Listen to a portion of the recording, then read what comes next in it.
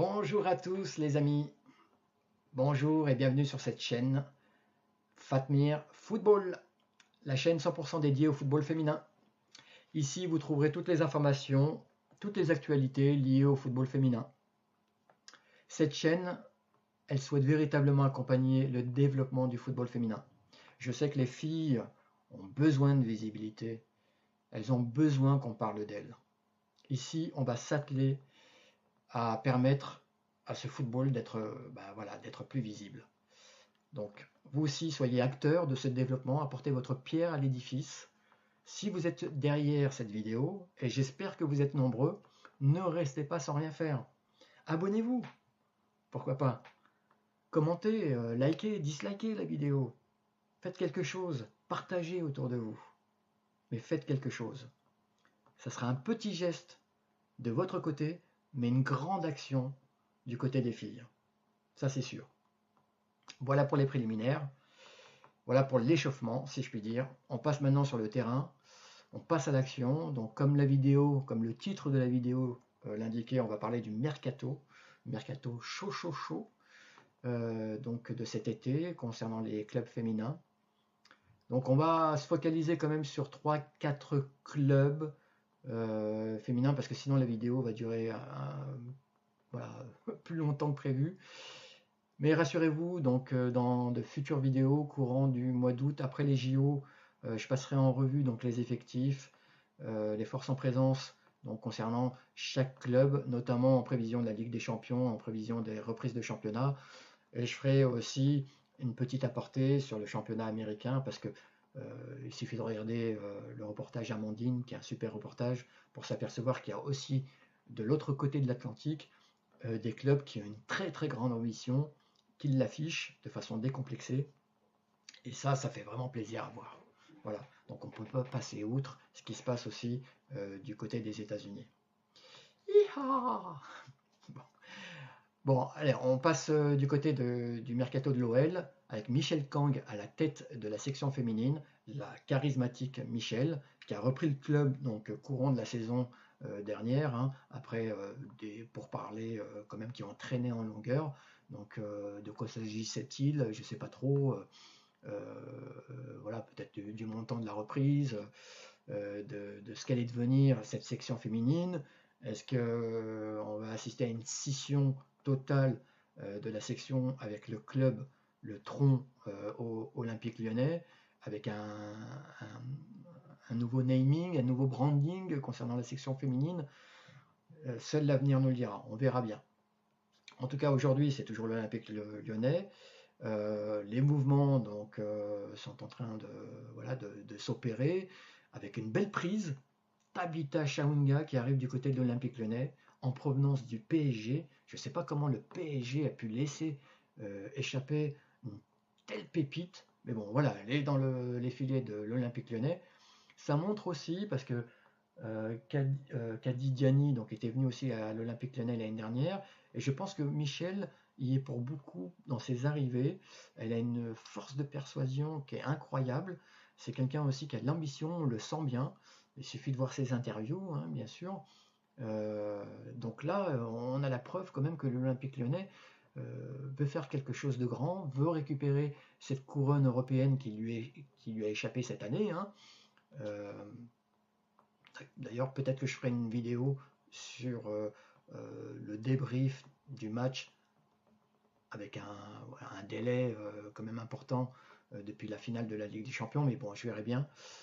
Dites-moi dans la barre des commentaires si ça peut vous intéresser, donc d'avoir ce débrief sur la finale de la Ligue des Champions. Il y a quand même des choses à dire, effectivement, sur le jeu qui avait été mis en place du côté lyonnais, notamment. Côté Barça, pas de surprise, hein, avec un formidable jeu. Le Barça a pu mettre en place un jeu offensif, chatoyant. Et ils arrivent à allier donc beau jeu et résultat. Didier, si tu me regardes, force à toi. Voilà, donc pour l'Olympique lyonnais, sur les arrivées, donc on parle de Tabitha, donc la Malawite qui vient renforcer l'effectif, aux côtés de Diani, Vicky Béchaud, Ada Egerberg. Au passage, on ne sait pas trop où elle en est au niveau de sa santé. Visiblement, elle reprend, mais pas sur les terrains.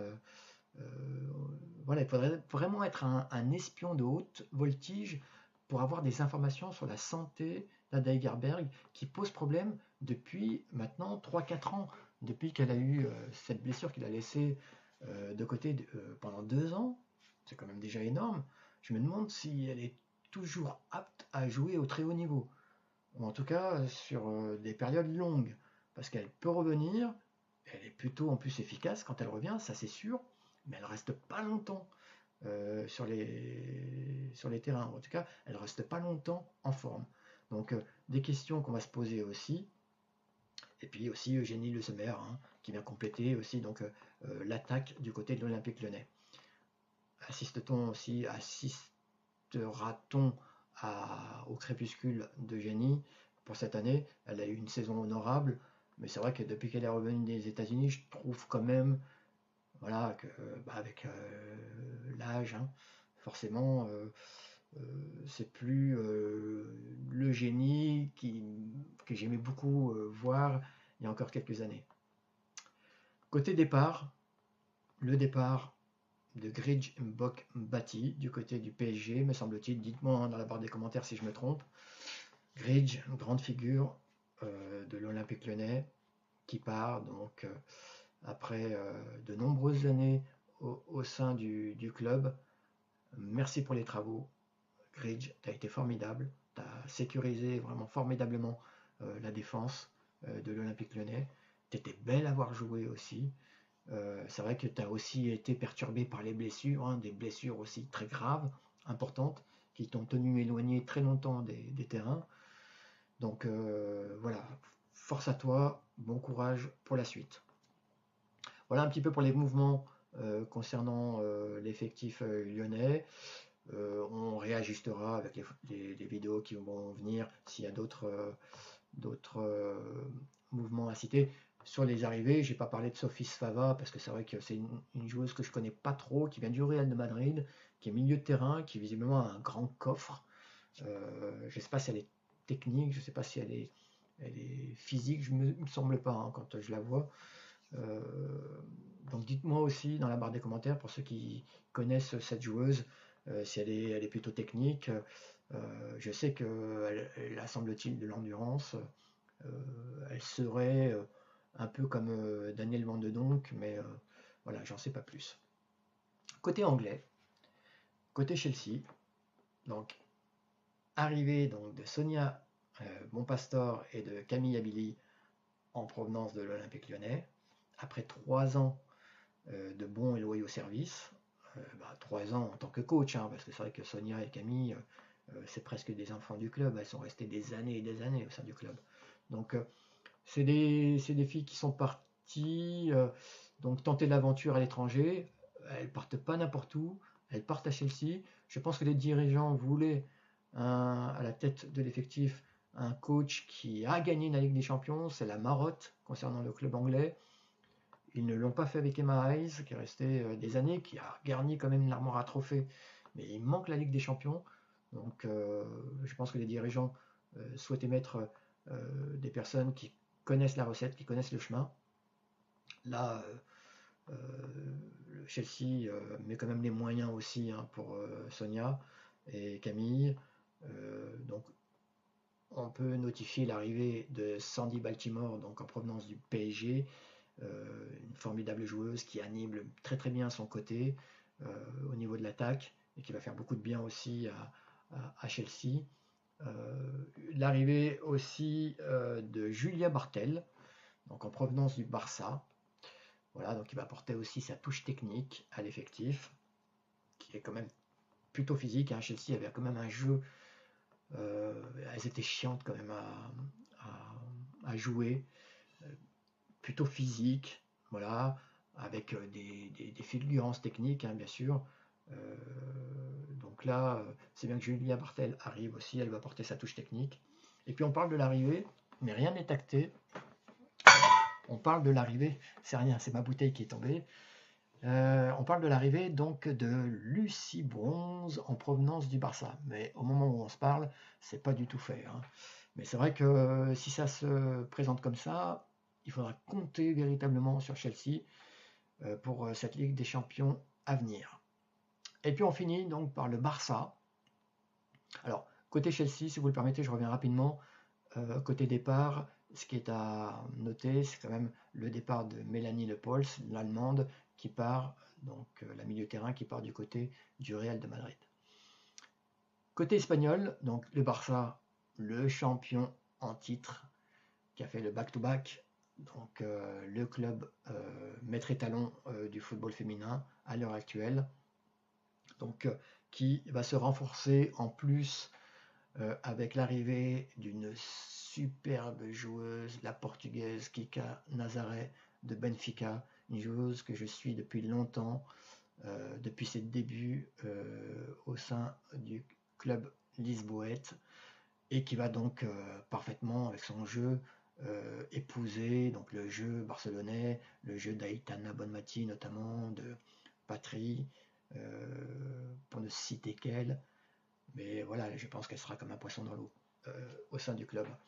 Et puis l'arrivée au niveau de l'attaque d'Eva Pajor, la polonaise, qui vient donc garnir. C'est une super joueuse aussi, hein, Eva Pajor, en provenance de Wolfsburg, qui vient garnir donc la ligne d'attaque barcelonaise.